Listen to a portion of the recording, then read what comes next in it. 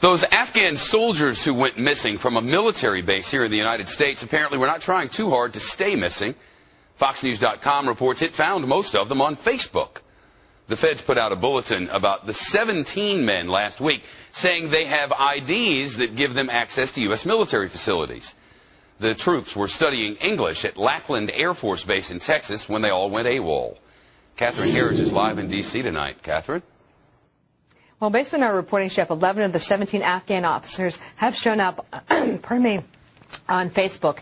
At least one of the men is a fan of Paris Hilton. Another is into Michael Jackson and his music, as well as Family Guy. And to show the men have a wide variety of interests, another Afghan military officer belongs to a group named Free Webcam Sex with Me.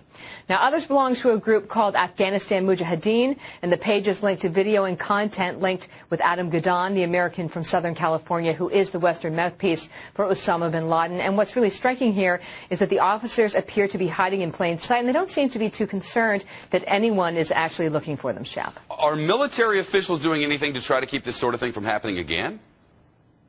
Well, they're trying to prevent it in the future. One of the things that we found today in our reporting was in this letter that was sent to Senator John Cornyn of Texas, who's really taken the bull by the horns on this issue. And it's from the Air Force Secretary. And in the letter, we get a breakdown of how many people are missing still at this stage. One Afghan is now a permanent resident of the U.S. 2 others are permanent residents in Canada. 6 more are trying to stay in Canada as refugees. 4 others are in the U.S. and being deported. And they just don't know where the remaining 4 may be.